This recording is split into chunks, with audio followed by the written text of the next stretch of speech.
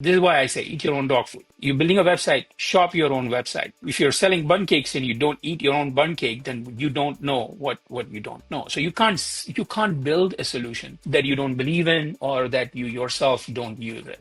It's my favorite thing to talk about with people. The engineering mindset is about taking accountability and ownership in the pride and the joy that the consumer feels, not what you feel when you build something.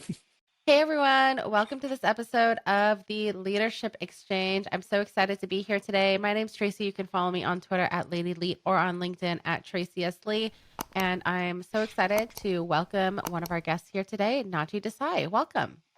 Hey, thank you, Tracy. Well, Hi. how are So you? Nachi, good. And I'm so excited to be talking to you because you have just had the most amazing career as a Thank you. technology leader in some of my favorite companies, I would say.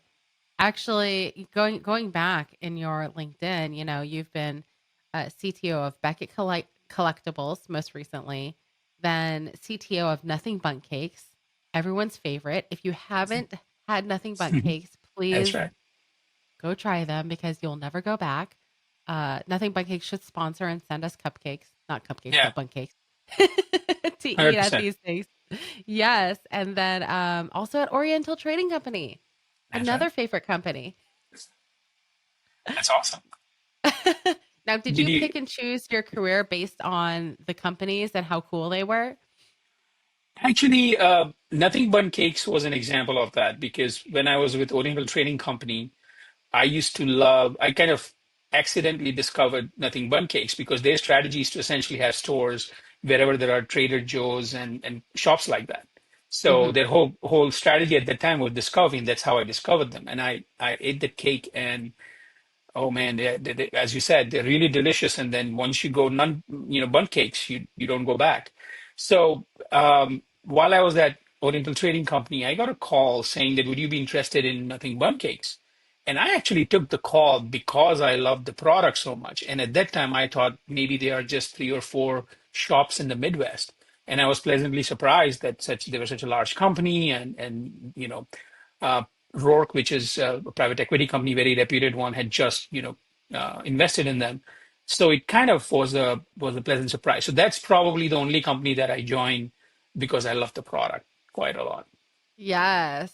Oh my gosh, I love that so much. Well, tell us a little bit about your journey into leadership, how you got there, and what you're up to now. I'm sure. So look, I grew up. My story is very typical. I'm an immigrant. I was educated. I graduated in India. I immigrated to the U.S. in 1999. I was a software programmer for most of my life. My initial experiences with startups and really high tech companies. Um, and for me, growing up in India, leadership was all about getting more work done, being the smartest guy in the room, learn as much as you can, and then more things you get done, you get promoted, right? And promotion was leadership. That was how I understood it. And I couldn't have been so wrong. In fact, my first C-level job, I wanted to become a CIO before I hit 40. And it was all Mhm. about pride and arrogance. And my idea of achievement was completely misplaced. So I got the job, but I couldn't hold on to the job because I didn't have the skills that are needed to succeed. I got a lot of things done, but I was not able to engage with my peers at the level that I was supposed to. So I'm very passionate about that. I love talking to engineers who are looking to break into leadership roles and sort of coaching them if they listen. Because from my experience, I didn't listen initially when coaching was offered to me, and so one of my favorite things to say is that it is more important for the person who's being helped for that person to be ready to be helped or ready to receive help than the person who's offering help. So I talk about that quite a lot. And I came to leadership kicking and screaming and failing multiple times. I think I'm still failing and still learning, right? And that's where my journey has been so far. Um, but that also has helped me evolve to make more leaders. So it's about not about me as much as it's about how much impact I can bring, how much I can contribute. So I look at roles in terms of not title, but the scope and empowerment. I'm very passionate about growing the business. It's not about I'm always now about it's about the right tech, not about high tech. I'm all about engineering mindset. It's about building solutions for the customers. So I've changed my whole philosophy about how I address problems. Last 20 years, I've been working with companies that are consumer facing. So I've kind of come up with my whole set of like simple laws, like eat your own dog food. If you are, building a website, and if you don't shop your own website, then how will you ever understand what your consumer is looking for? So that kind of those that's how I'm evolving my leadership. It's more about focusing on providing solutions um, out of, which is what I call engineering mindset, as opposed to just focusing on projects. And it's not about being just on time and on budget. All of that is important, no doubt, but it's about solving the right problems for the consumers. Um, Yes. I love that because I think as engineers, we see a new technology or we see where the trends are going. And then we want to, a lot of times there's this idea of like, oh, well, we should do this. right, But then you never stop and ask, hey, right. well, does this actually add business value? Does it That's right. actually align with stakeholders or not? Um, Very important. I think one of the things that you said that really resonated to me was this idea that the person who needs to be coached needs to be ready to ask for information. So, I work with a lot of engineers. I see a lot of engineers, and there's definitely folks out there that are exactly what you say, right? They're not ready to listen to the feedback. And it's sad because I think with those folks, sometimes you just give up because they're Yeah. not ready and there's nothing you can do. Is there something that somebody could have said to you or done, or what was that clicking point in which you finally were able to realize, oh no, I actually need help? Well, to be honest, my reason was absolute failure. I had never been fired from a job. Not only that, I always took pride in the fact that I always wanted to be one of the best performers, right? Because my focus was about everything operational and mechanical. So my reason was absolutely failed. I mean, in ways that was spectacularly failed. And then when I was on my behind, there was no other way but to um, rethink everything that I had the ideas that I had in my head, and I've always been good about that myself. But the one thing that somebody could have said to me on hindsight was offer help as inspiration, not as punishment, so as to speak, or it cannot be um, punitive, because typically what happens is that even when you're working with engineers and all of that, the smartest of engineers are going to be arrogant, they are going to be proud, and they are going to be difficult to manage. And I think um, when we have a conversation which sounds to them punitive, then they're going to get their walls up, and then they're going to be ready to fight as opposed to receive help. So I think what I do is I kind of provide the help not in a punitive manner, but in an inspirational manner. Now, again, it does depend on the individual. The individual has to be ready. And then I always talk about the journey of change starts within you, not outside. So nothing outside can change to help you become what you want to become. And that resonates sometimes, it doesn't resonate other time. But I still think failure is the best teacher.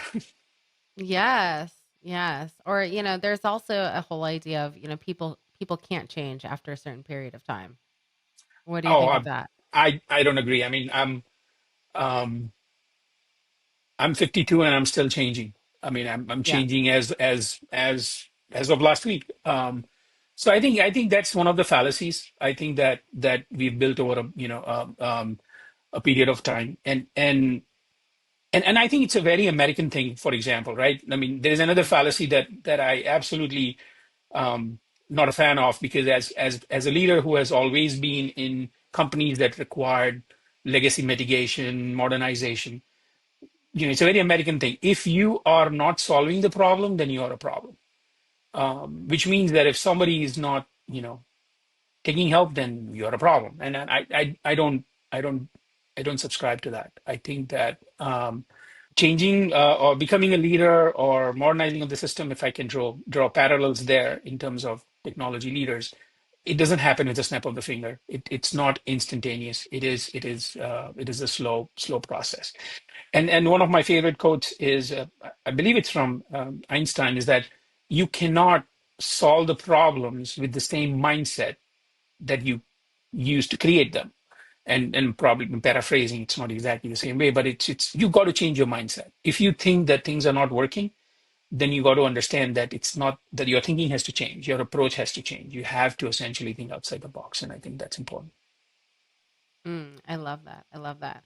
Um, so I think for engineers, it's difficult to transition, right? I mean, I think to be a leader, there's a lot of soft skills that are needed, of course, right? You need to have humility and just a lot more than just being the smartest person in the room. That's right. But being rewarded for being the smartest person in the room, mostly as an engineer, it's really hard to transition to kind of like getting another level of satisfaction, right? Versus kind of doing the same thing to kind of get the same dopamine effect. Yeah. So, what was that transition like for you? Oh, so I actually stumbled onto that. So when I joined 800 Flowers, at 800 Flowers during Valentine's Day and Mother's Day, the rush was so large that people in the company would deliver flowers. So I would go out and deliver flowers. And and that's when I realized there were so many issues with fundamental system, the order management system that was sending these orders to the florist. And that's when I realized that if you don't eat your own dog food, you essentially don't know, you can't take pride in your work. So my idea of accountability and ownership entirely changed from that one experience, which means after that, every company that I've joined, like if I joined nothing but cakes, I went and how to learn how to bake cakes. I worked at the bakery or the store. At Beckett, I became the largest collector of cards in IT. I had 45,000 cards, and I was the largest user of our app for scanning cards, things like that. So I do think that matters a lot. Your transition from a engineer to a leader happens with shifting the understanding of what accountability and ownership is. Ownership is not building something and saying, "Look what I've built." Come and see what I've built. It's about look what I've built and look how much delight the person is getting when they're using that system. And that's where the shift has to happen. And that shift doesn't happen if you don't get into the mind of your consumer or the shoes of your consumer. This is why I say eat your own dog food. You're building a website, shop your own website. If you're selling bun cakes and you don't eat your own bun cake, then you don't know what you don't know. So you can't build a solution that you don't believe in or that you yourself don't use it. And so that's where it's my favorite thing to talk about with people. The engineering mindset is about taking accountability and ownership in the pride and the joy that the consumer feels, not what you feel when you build something. Yes. I think that's so important. We've all kind of seen how tech has transitioned in the past few years, right? I mean, you've seen the layoffs, you've seen kind of, the tide shifting, if you will. And I think one of the biggest things that I realized during that time was that if you're an engineer, whether you're a junior engineer, senior, whoever, if you're a leader, if you're not close to the product and you understand the product and you understand the business value that you're bringing as an engineer, then you are not going to be successful. Like it's impossible. So I like to call it being a product engineer. And I know being a product engineer has its own terminology elsewhere, right? But it really for me, I found is is understanding what the business actually wants and being able to have those Yeah, conversations. agree, 100%, 100%. And like you said in the past, I mean, it's about understanding the business too. You have to learn all these skills. You have to understand what moves the needle. You don't do technology for the sake of technology, right? I mean, what I always say is the right tech, not high tech. What is the right solution to apply which moves the needle? Don't just build something and expect, like don't build a village and expect villagers to come type of thing, right? You have to solve the right business problems. That's very important. Yeah. That's actually also, I always look at things from a life perspective. So Yeah. let's say you're starting off your career and you're in your 20s and you know, you're probably not, I mean, thinking about finances as deeply as, let's say, somebody with, Right. a house and a wife and a kid, or husband and kids and all those other things, right? So, y- if you're an engineer and you really care about engineering, right? How do you go from that to now you're saying, okay, in order to get to leadership, you kind of need to understand the business value, maybe listen to earnings calls, maybe, understand how the That's right. financial aspects of the business work. But, you know, at 20, I mean, it'd be nice if at 20 everybody was doing that, but, maybe that's not in your mind so much.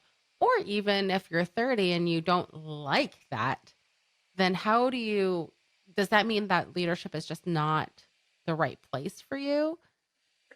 Well, I'm probably going to use probably a really bad analogy, but it's like this. If you're an engineer and you're going to a job, you do learn driving, you do learn how to navigate traffic, you do learn how Mhm, to what the traffic rules are. Who likes to, sit in traffic? But we all do, right? When we commute. So to me, I think of these as necessary evils, right? Being able to look at a GNA, I mean, look at an earnings report, understand some basics like what is an EBITDA and all of that, not because that's what makes you a leader, but that what enables you to be able to engage with other leaders and peers in the company. So you understand what they're looking for, to be able to mhm, understand what a CFO is looking for or what a CMO is looking for, what your chief operating officer is looking for are very important elements to succeed as a leader. mhm, And there is engineering to it to understand the perspectives from these leaders. As an engineer, they're looking at you to provide the solutions because nothing gets mhm, done without technology, right? So to able to have a conversation with your CEO to say, hey, let's do the QC before the labeling happens and it might be more efficient and it might save 5 hours. You don't have to go and learn or get a degree in operations management because as an engineer you learn a little bit of everything in your education. Just leverage that. mhm, And it actually is fun. I love the fact that if I'm solving problems on the FP&A department at the same time as a operations department, and then also having a conversation with my CMO to, hey, let's figure out how to deal with customer acquisition in a channel that we have not invested in past. All these are engineering problems at the end of the day, and I love it. And I think somebody who thinks that this is all waste of time is limiting themselves. And I think that's not the growth mindset. You have to have the growth mindset. You have to kind I of love that. learn the other things. There's a book called The Growth Mindset too, Yeah, right? that's right. Are you recommending that book? I always recommend that. I would say read all and every books that you can. Listen to anybody you can. I think there is so much of knowledge and know-how out there to get. So Yeah. I need to get better about podcasting. If I was just podcast a little bit or listen to a little bit of podcast or what do they call it? Ebooks, yeah, then I think I would be a lot better off, but it's getting into it's probably what the growth mindset's going to teach you, right? This idea of like getting into the mindset, getting right, into the habit, getting into the right. routine of growth, of success. Um, I love that. So, you talked about kind of one pivotal moment you had of just falling flat on your behind and, needing to kind of get up and grow. Were there some other pivotal moments that kind of forced you to change your leadership approach? Yes, several. I will. I mean, obviously, the leadership is a journey, so it doesn't have. It's not a snap of the finger, right? It's essentially, several painful lessons that you learn. Um, I'll give you an example. One of my favorite examples. Actually, I'll give you two. As an immigrant to the U.S., I thought I had the keys to transcultural communication because I'm coming from a different country to America, which means I know everything and anything there is to know about culture, which is completely wrong. I joined MetLife and I was on a conference call where I thought my English was the best. There were others that were more had thicker accents than mine, and for the first time in my life, I was on a call where nobody understood anybody, and people were getting fired on a conference call, and that was a pivotal moment for me to realize how limiting my comprehension about working across borders and across teams was. Um, and it forced me to take a few steps that were the different. And this is right. This is before COVID, right? This is, this is not in the remote and hybrid environment. We were remote because that was the nature of the beast at that time. Because there are teams in China, there were teams in India and Korea and everywhere. And the model there was that there was a management team in New York, and we were trying to manage these problems in 16 different countries, sitting in New York, and it was just crazy. And then what I decided at that time, I would just go and land in these countries and just stay there until the problems were solved, break bread with these folks, get to know each other. So that connection, that relationship building, not just with the business side, but with the technology teams as well, to be then heard and then be able to um, leverage solutions and kind of convince people and create that buy-in was so important. I had completely underestimated the importance of sitting across the table and building a relationship. So even today with the remote working and hybrid environment, I still think that the remote work is not going to succeed if you don't build the relationships in person. So you have to figure out ways to meet, um, get to know each other, build that trust and relationship to be effective. Or else you can't drive changes as a leader. It's not about looking for consensus. It's about driving consensus. That's the difference, right? You as a leader, you have to drive consensus, and for that, you need to be able to have relationships. So that's one example. And then second example was I was in New York, and then I took this Oriental Trading job, which is in Omaha, Nebraska, and I had preconceived notions about the Midwest. And I'm from New York, and like I said, I was young, arrogant. I speak, directly as New Yorkers do, and landing in Omaha was the most jarring experience for people there. I stuck out like a sore thumb in so many different ways. But I thought I was passionate. I wanted to make a change. I was being direct. I was being aggressive. There was a lot of work to be done, but I was leaving a wake behind me, and it was not pleasant. I was alienating people faster than I was making friends. Was I still being effective? I think so, but it was a short-term thing. It was not a long-term solution. It gave the impression that I'm solving problems now, but it was creating a larger long-term issue. And so, luckily, there were leaders there who helped me understand that this is not the way to operate. And then there was again, coaching was offered, and for the first time in my life, I had the sense to take it because I was like, okay, not making the same mistake again. And I got this coach. He was ex-Navy, and it was fantastic. It was, when you hear a different perspective, when you talk about a human that is working on a machine that can cause, uh, like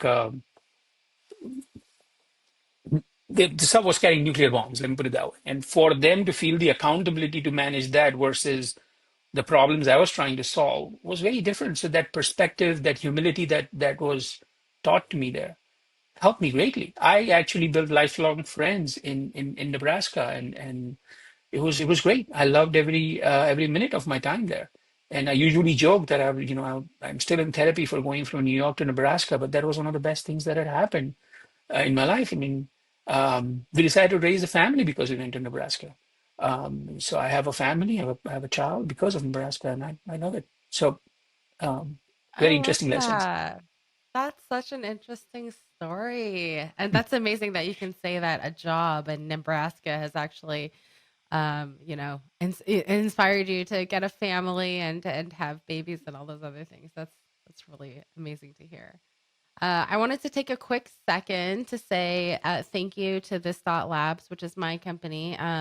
Love my team, love everything they do. We are experts in modern web development and consulting. So if you're looking to scale up your development teams or need assistance turning ideas into reality, one of my favorite things that we've been doing these days actually is embedding engineers who use AI in their day to day lives through engineering to try to teach and educate the teams that we're on. It's really fun because Fantastic. you know, it's, it is wild how far AI has come for us these days and how much just being side by side with another engineer who kind of is doing that with their jobs really empowers others. And we're all about making the dev world a better place. So that's our little sprinkle of love everywhere. But we just love to build software. We love working with partners. We've worked with so many different amazing companies. You can definitely check us out at this.co. And again, thank you to the team for sponsoring this episode and just continuously supporting the developer community. Nachi, so you had talked earlier about this idea of shifting your focus from your own success to helping others grow. So, how do you do that? What does that look like? In my world, we Rob, who's one of our team members over here, he always talks about not being the 10x developer, but being the 10x mentor. Yeah.